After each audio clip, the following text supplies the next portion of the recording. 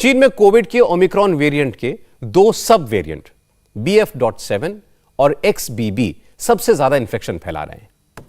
इसके साथ ही दिक्कत यह भी है कि दूसरी बीमारियों के शिकार बुजुर्ग भी कोरोना के इंफेक्शन से गंभीर रूप से बीमार हो जा रहे हैं।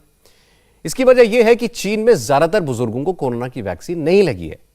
नए इंफेक्शन की रफ्तार इतनी तेज है कि हर मिनट हजारों लोग इन्फेक्ट हो रहे हैं।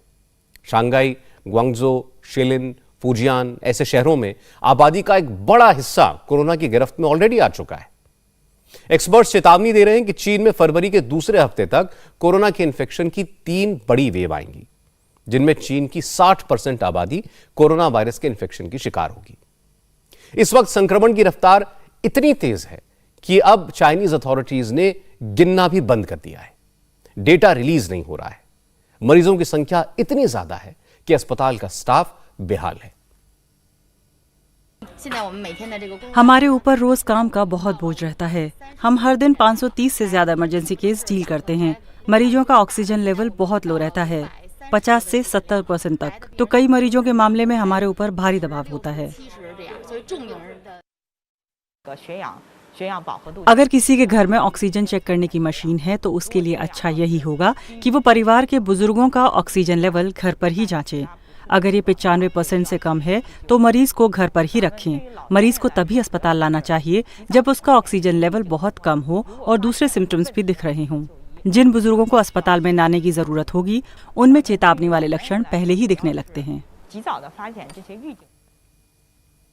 चीन के हॉस्पिटल्स में जगह भरने के बाद अब होटल्स के रूम्स में मरीजों को रखा जा रहा है।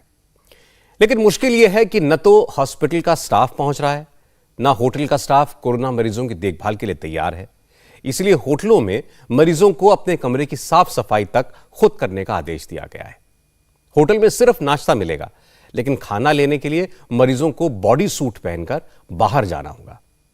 शांघाई के एक अस्पताल ने तो यह चेतावनी दी है कि अगले 2-3 हफ्तों में आधे से ज्यादा शहर कोरोना की चपेट में होगा। चीन के सामने नई मुसीबत यह है कि कोरोना के मरीजों की संख्या के हिसाब से दवाओं की सप्लाई नहीं हो रही है। इसलिए कई शहरों में दवाओं की भी भारी किल्लत है। चीन की सरकार ने दवा कंपनियों को निर्देश दिया है कि वो जरूरी मेडिसिन की प्रोडक्शन को बढ़ाएं, जिससे दवा की कमी को पूरा किया जा सके। चीन की परेशानी इसलिए और बढ़ गई क्योंकि छोटे छोटे नवजात बच्चे भी कोरोना वायरस का शिकार हो रहे हैं।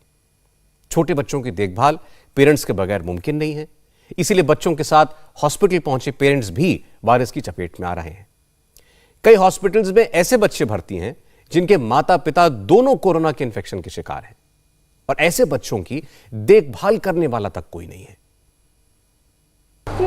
हम देख रहे हैं कि बच्चों के माँ बाप उनके जन्म के 15-20 दिन के भीतर उन्हें गोद में लेकर भागे हुए अस्पताल आ रहे हैं।